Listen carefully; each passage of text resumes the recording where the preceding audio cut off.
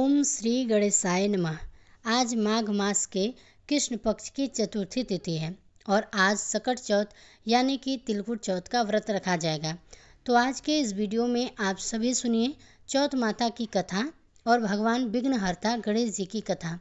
माना जाता है कि चौथ माता का व्रत और कथा के साथ भगवान गणेश की कथा सुनने से व्रत का पुण्य फल प्राप्त होता है। पौराणिक कथा के अनुसार एक गांव में एक सेठ सेठानी रहते थे। उनके एक बेटा और एक बहू थे। बहू सबको भोजन करा के फिर स्वयं भोजन किया करती थी। एक पड़ोसन ऐसी थी जो रोज पूछती कि बहू आज क्या बनाया है, क्या खाया है, तो बहू कहती ठंडो बासी। एक दिन उसके पति ने ऐसा सुनकर विचार किया कि आज तो पकवान बनाया जाए, फिर देखिए मेरी पत्नी क्या कहती है।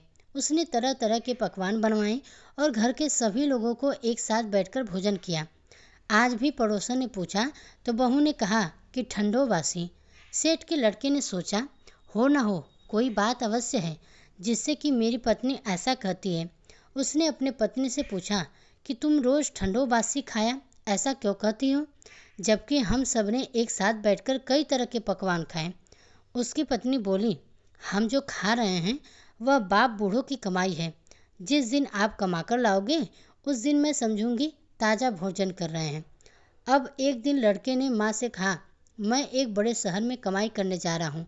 माँ बोली बेटा अपने पास इतना सारा धन है कि खाया नहीं खत्म होगा। माँ के मना करने पर भी बेटे ने स्वयं कमाने का दृढ़ निश्चय कर लिया और जाते समय पत्नी से कहा कि मैं जब तक कमाकर बहुत सा धन लेकर ना आऊँ तुम चूल्हे की आग मत बुझने देना। एक दिन चूल्हे की आग बुझ गई तो वह मन ही मन घबराने लगी कि कहीं मेरे पति पर संकट तो नहीं आन पड़ा। जल्दी से पड़ोस में गई, आग लाकर चूल्हे में रख दिया। ऐसा विचार करके पत्नी पड़ोस में गई। वहाँ पड़ोसन चौथ माता का व्रत और पूजन कर रही थी। पड़ोसन ने कहा थोड़ी देर में आकर ले जाना। तो बहू ने पड़ोसन से पूछा आप यह व्रत क्यों करती हैं, इससे क्या मिलता है। पड़ोसन ने कहा कि चौथ माता इस व्रत को करने से अन्न और लक्ष्मी मिलती है, अपनी मनोकामनाएं पूर्ण होती हैं। अब बहू भी चौथ माता का व्रत करने लगी। दीवार पर उसने चौथ माता का चित्र बनाया। उस दिन घी और गुड़ का चूरमा बनाकर रात्रि को चंद्रमा को अर्घ देकर उसने भोजन किया। ऐसा करते करते बहुत दिन हो गए। चौथ माता ने उस बहू के पति को सपना दिया कि साहूकार का बेटा तू जागे कि सोवे, तेरी पत्नी तुझे ये बहुत याद कर रही है। घर जाकर उसकी चिंता मिटा दे।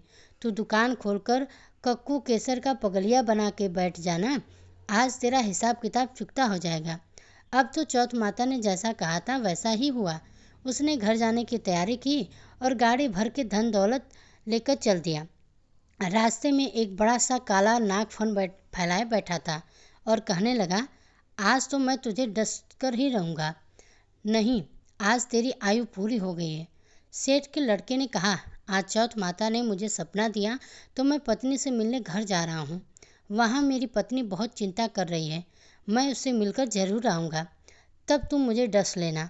नाग ने कहा तुम शपथ पूर्वक कहकर जाओ तो मैं तुम्हें जाने दूंगा, परंतु लौटकर नहीं आए तो तुम्हारे घर आकर मैं तुम्हें डस लूँगा। इस प्रकार सांप को वचन देकर वह घर पहुँचा। वहाँ सभी से हंसी खुशी मिला और भोजन करने उदास होकर बैठ गया। उसकी पत्नी ने उदास होने का कारण पूछा तो पति ने काले नाग वाली बात बताते हुए कहा कि यदि मैं उसके पास नहीं जाऊंगा तो वह घर आकर ही मुझे डस लेगा। पत्नी बहुत चतुर थी। उसने कहा कि आप घबराओ नहीं, लेट जाओ, मैं एक उपाय करती हूँ। पति ने कमरे पर 7 पेड़ी धोई। पहले पेड़ी पर रेत, दूसरी पर इत्र, तीसरी पर गुलाब, चौथी पर कंकु केसर, पांचवी पर लड्डू पेड़ा, छठी पर गादी गलीचा और सातवीं पर पेड़ी पर दूध का कटोरा भरकर रख दिया। इस प्रकार वह 7 ही पेड़ी सजाकर बैठ गई। आधी रात होते ही नाग आकर पेड़ी चढ़ने लगा। पहली पेड़ी पर रेत में लेट गया और कहने लगा कि सेठ की बहू ने आराम तो बहुत दिया पर वचनों से बंध कर आया हूँ, सो डसना ही होगा। अवश्य ही इस प्रकार 7 पेड़े हों। अगर नाग आराम करता हुआ और कहता हुआ डस लूँगा। जरूर कमरे में जाने ही वाला था कि चौथ माता ने विचार किया कि मैं इसे नहीं बचाऊंगी, कौन मानेगा मुझे। अब तो गणेश जी, चंद्रमा जी और चौथ माता ने उसे बचाने का विचार किया। चंद्रमा जी ने उजाला किया, चौथ माता ढाल बनी और गणेश जी ने तलवार निकल नाग को मार दिया, ढाल से ढक दिया। अब बहू भी थकी हारी सो गई। दिन निकला तो लोग बेटे से मिलने आए, परंतु बेटा बहू तो उठे ही नहीं। बहुत देर हो गई। माँ उन्हें उठाने गई। माँ ने सातों पीढ़ियों पर जो कुछ देखा वह बहुत ही घबराई और बेटा बहू को आवाज़ लगाई। बेटा बहू उठे तो देखा कि एक ढाल तलवार पड़ी है। अब ढाल उठाई तो वहीं काला नाग मरा हुआ पड़ा है। बेटा बहू ने सोचा कि आज तो धर्म कर्म के आड़े आए हैं, जो भगवान गणेश जी और चौथ माता ने अपनी रक्षा की है। हे चौथ माता, आपने जैसे शेर सेठानी के बहू बेटे की रक्षा की, वैसे ही सबकी रक्षा करना। बोलो चौथ माता की जय। भगवान विघ्नहर्ता भगवान गणेश की कथा सुने बिना चौथ माता के व्रत की कथा अधूरी मानी जाती है। इसलिए अब आप सुनिए भगवान गणेश की कथा। एक समय की बात है, भगवान विष्णु का विवाह लक्ष्मी जी के साथ निश्चय हो गया। विवाह की तैयारियां होने लगी। सभी देवी देवताओं को निमंत्रण भेजे गए, परंतु गणेश जी को निमंत्रण नहीं दिया गया।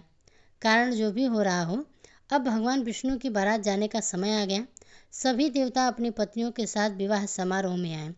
उन सब ने देखा कि गणेश जी कहीं दिखाई नहीं दे रहे हैं। तब वे आपस में चर्चा करने लगे कि क्या गणेश जी को नहीं न्योता गया या स्वयं गणेश जी ही नहीं आए। सभी को इस बात पर आश्चर्य होने लगा।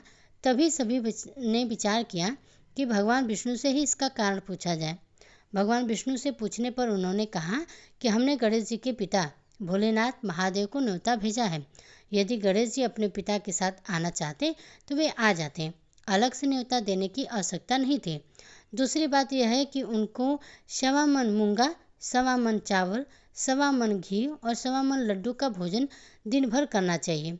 यदि गणेश जी नहीं आएंगे तो कोई बात नहीं, दूसरे के घर जाकर इतना सारा खाना पीना अच्छा भी नहीं लगता। इतनी वार्ता कर ही रहे थे कि किसी ने एक सुझाव दिया, यदि गणेश जी आ भी जाएं तो उनको द्वारपाल बनाकर बैठा देंगे कि आप घर की देखभाल करना। आप तो चूहे पर बैठकर धीरे धीरे चलोगे तो बारात से बहुत पीछे रह जाओगे। यह सुझाव भी सबको पसंद आ गया, तो भगवान विष्णु ने भी अपनी सहमति दे दी। होना क्या था, इतने में गणेश जी वहां आ पहुंचे। उन्हें समझा बुझाकर घर की रखवाली करने बैठा दिया गया। बारात चल दी। तब नारद जी ने देखा कि गणेश जी तो दरवाजे पर ही बैठे हुए हैं, तो वे गणेश जी के पास गए और रुकने का कारण पूछा। गणेश जी कहने लगे कि विष्णु भगवान ने मेरा बहुत अपमान किया है। नारद जी ने कहा कि आप अपनी मूषक सेना को आगे भेज दो तो वह रास्ता खोद देगी, जिससे कि उनके वाहन धरती में घुस जाएंगे। तब आपको सम्मानपूर्वक बुलाना ही पड़ेगा। अब तो गणेश जी ने अपनी मूषक सेना जल्दी से आगे भेज दी और सेना ने जमीन पूरी कर दी। अब बारात वहां से निकली तो रथ के पहिया धरती में धंस गए। लाख कोशिश करें परंतु पहिया नहीं निकले। सभी ने अपने अपने उपाय किए, परंतु पहिए तो निकले ही नहीं, बल्कि जगह जगह से टूट गए। किसी की समझ में नहीं आ रहा था कि अब क्या किया जाए। अब तो नारद जी ने कहा कि आप लोगों ने गणेश जी का अपमान करके अच्छा नहीं किया। यदि उन्हें मनाकर लाया जाए तो आपका कार्य सिद्ध हो जाएगा और यह संकट टल जाएगा। शंकर भगवान ने अपने दूत नंदी को भेजा और वे गणेश जी को लेकर आए। गणेश जी का आदर सम्मान के साथ पूजन किया। तब कहीं रथ के पहिए निकले।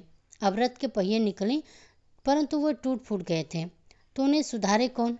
पास के खेत में खाती काम कर रहा था, उसे बुलाकर खाती अपना कार्य करने से पहले श्री गणेशाय नमः कहकर गणेश जी की वंदना मन ही मन करने लगा। देखते ही देखते खाती ने सभी पहियों को ठीक कर दिया।